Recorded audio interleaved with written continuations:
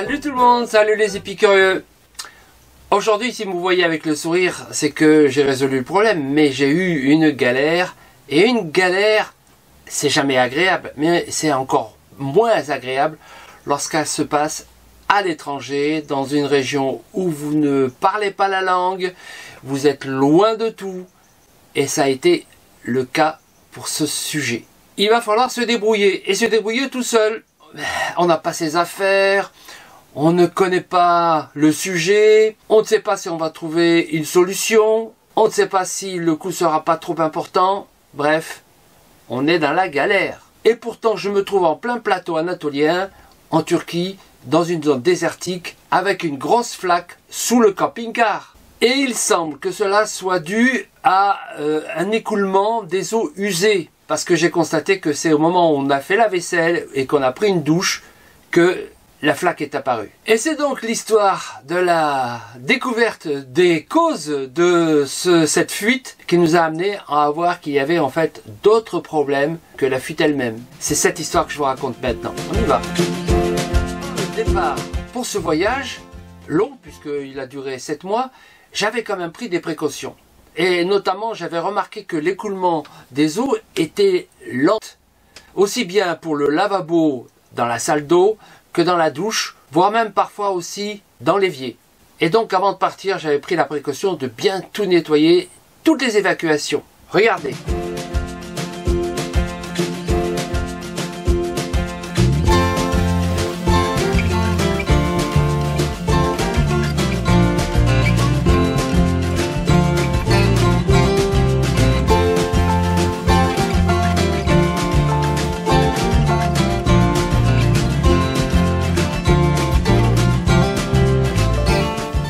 Vous voyez, ça concerne aussi bien l'évier que la douche et le bac à douche. Au passage, dans le bac à douche, vous avez remarqué, j'ai qu'une seule bonde. Il existe des systèmes à 2 bondes pour éviter le problème de niveau du camping-car. Parce que, je vous dis ça parce que j'ai cru à un moment que c'était du fait que j'étais trop incliné à l'arrière ou à l'avant. En l'occurrence ici, c'était vers l'arrière. Mais voilà, j'ai découvert qu'il y avait une autre raison. Les problèmes que l'on a eu à ce moment-là venaient peut-être du fait qu'on venait de faire une série de pistes, dont une assez chaotique pour aller notamment vers un volcan. Regardez là, c'était très très beau, à part que on a quand même secoué le camion.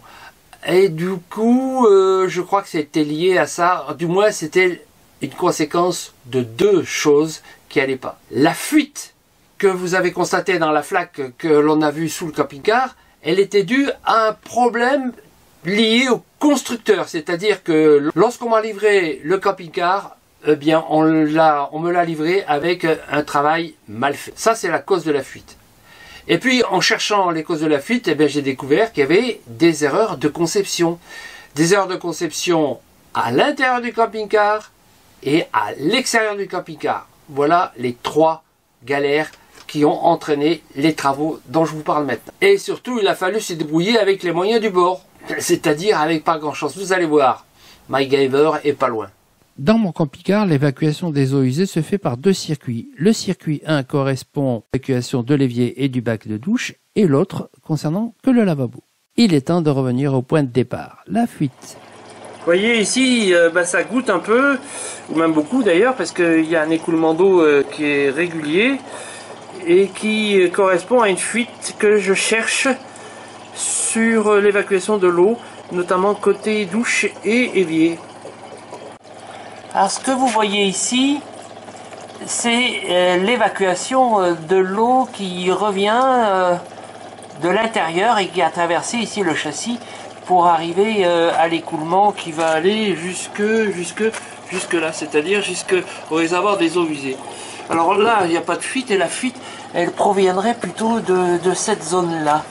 Il y a de l'eau qui suinte là, et c'est pourquoi je vais voir de l'intérieur si je peux vérifier quelle est la cause de cette fuite. J'ai retiré le tiroir qui vient normalement là, facile à enlever, pour aller fouiller dessous cet évier. Eh bien, je vois ici effectivement les tuyaux d'arrivée. Alors ici, c'est le tuyau d'arrivée de la douche. Et celui qui est ici, c'est en fait celui qui vient de l'évier. Alors, on est de l'autre côté du châssis, et c'est donc dans cette zone que s'effectue la fuite. Voilà, on est à la jonction. Ça, c'est le châssis, la sortie à l'extérieur. Vous voyez que cette partie-là, elle est traversante, et elle est mobile. Et je pense qu'elle n'a pas été collée correctement.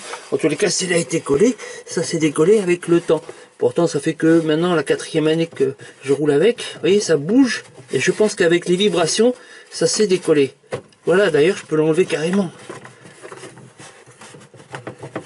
Donc ça m'étonne pas que ça fuit. Là, je suis plus du tout dans le tube extérieur. Il va falloir que je cale le tube extérieur pour le réenfoncer. Et puis lui donner une fixation définitive, parce que là, ça va recommencer dès que je relâche. Il va falloir que je cale l'extérieur.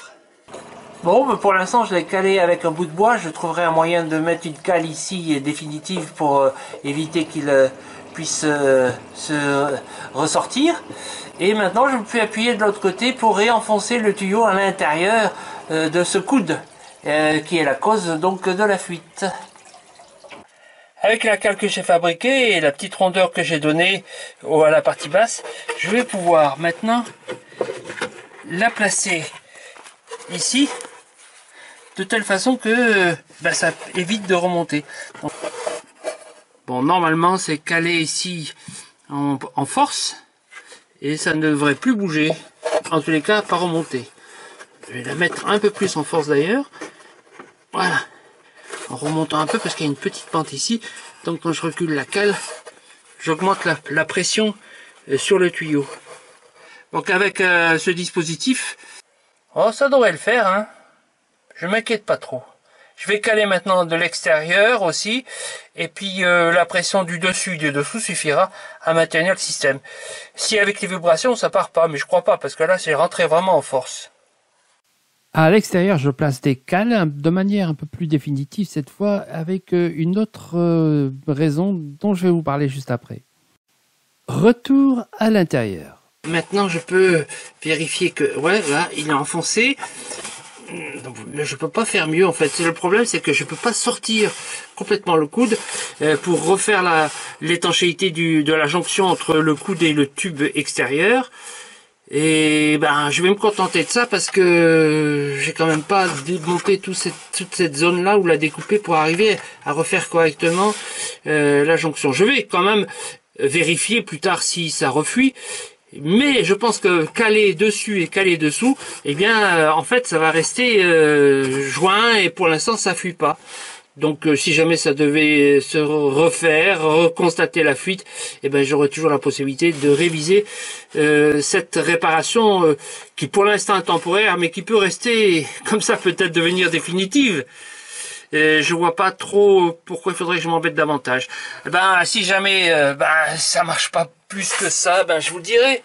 Et puis je vous tiens au courant. En tous les cas, si ça vous arrive, eh bien sachez que heureusement les conduits d'eau usée depuis la douche ou l'évier sont visibles de l'intérieur. C'est pas dans le mobilier. J'avais un peu peur de devoir tout démonter le mobilier. Et heureusement, c'est pas le cas. Je reviens maintenant à l'évacuation du circuit d'eau usée extérieure venant de l'évier et de la douche. C'est l'évacuation de la douche. Elle est au niveau évidemment du plancher, mais si vous suivez le plancher et le tuyau qui va aller dans le réservoir des eaux usées, en fait ils sont au même niveau. Ce qui fait que quand vous êtes sur du plat, l'eau va stagner ici, dans ce tuyau, puisqu'elle est sans pente. Du coup, quand vous êtes à l'arrêt, la douche s'évacue pas, si vous n'êtes pas un peu penché vers l'avant. Alors quand vous êtes bien plat, ce qui est quand même un projet obligatoire, du coup moi j'ai mis une petite planche ici, entre le châssis et le plancher, et pour pousser le tuyau vers le haut. Alors ceci va permettre notamment d'ajouter ici une pente. Et donc voilà, maintenant j'ai une petite pente ici qui suffit pour aller évacuer l'eau dans le réservoir à l'arrêt. Ce que j'avais pas avant. C'est assez pénible. Voilà, un truc simple, hein. Mettre une petite cale en bois, ici, que j'ai coincé avec 2 serflex pour éviter que ça se balade quand je roule. Et j'en ai aussi profité pour faire exactement la même chose de l'autre côté, le circuit venant du lavabo qui présentait les mêmes défauts. Ne croyez pas que tout est fini, et j'ai fait une autre petite découverte. Oh, plus facile à réparer, vous allez voir. Aujourd'hui, c'est une nouvelle panne annoncée. En prenant la douche, je me suis aperçu que ça bouge là. Et donc, je sais pas si c'est avec les vibrations. Là, ça fait quelques jours qu'on roule sur des pistes et les vibrations ont peut-être tout dévissé. Je sais pas comment ça se démonte. Et on va découvrir ça ensemble pour resserrer. En fait, je sais pas du tout comment ça se démonte là. Là, il y a du jeu. J'imagine que là, ça se dévisse. Là et là, et puis les autres, là et là. Et est-ce qu'il y en a d'autres? Il y en a un autre là, un autre là. Oh, c'est du pastoc, hein. Alors je pense que ça se dévisse ici. C'est un peu coincé pour l'instant, j'y arrive pas à la main comme ça. Peut-être essayer de les débloquer et sans rayer, parce que le problème c'est qu'il faut pas rayer avec cette pince multiple là. Bon, apparemment ça se dévisse là. Voilà, je crois que c'est bon là. Bon, la vis croisillon, je pense que c'est partout pareil. Donc je vais faire partout pareil.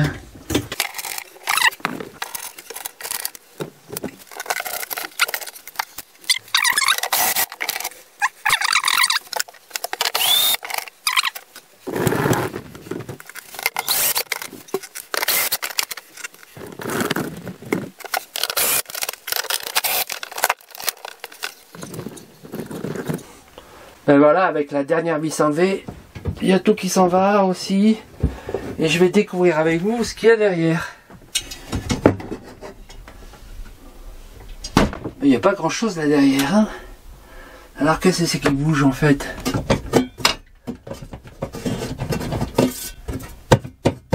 Ah ouais, c'est ça qui bouge. Alors, avec les petits regards qu'il y a ici, on doit pouvoir accéder aux vis qu'il y a là.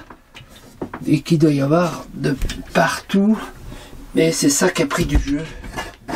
Là, ouais, je sens la vis. Il va falloir que je démonte un peu mieux. Bon, en plus, je peux regarder dedans. Si jamais un jour j'ai des fuites, c'est intéressant de savoir comment c'est là derrière. Bon, un petit coup de vissage et c'est tout bon. Effectivement, ça a besoin d'un petit coup.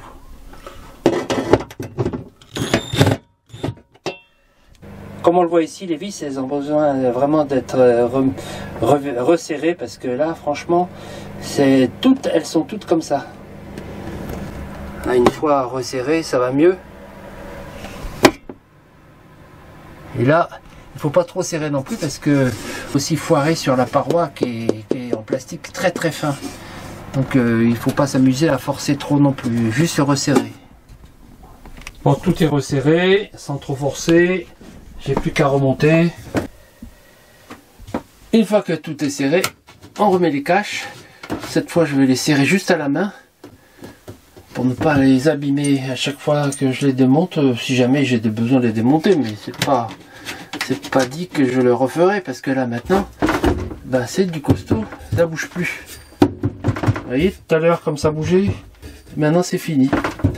Oui, fini au sens propre du terme, j'arrête là. Voilà, la fuite a été arrêtée, ça s'est pas renouvelé pendant ce voyage et j'ai pu rejoindre la maison et m'en occuper beaucoup plus sérieusement ensuite lorsque je l'avais dans ce hangar que vous voyez derrière moi et qui m'a permis de résoudre le problème, notamment de reprendre la tuyauterie qui était juste emboîtée comme ça, pris en sandwich entre le bois du dessus et le bois du dessous, et ça a tenu sans problème. Voilà, maintenant il a fallu tout simplement que je démonte l'ensemble, que je dessoude en fait les tuyaux, que je les remette correctement avec de la colle et maintenant tout va bien. Par contre, la pente extérieure dessous, ben, je l'ai laissé avec la cale parce que j'ai pas d'autre solution. Je vais pas abaisser mon réservoir d'eau usée. C'est vraiment dommage, mais il y a une petite pente maintenant, hein. J'ai plus de soucis, l'écoulement se fait bien dans tous les points d'évacuation, aussi bien l'évier que le lavabo, que la douche. Bon, je regrette quand même de ne pas avoir deux bondes, hein.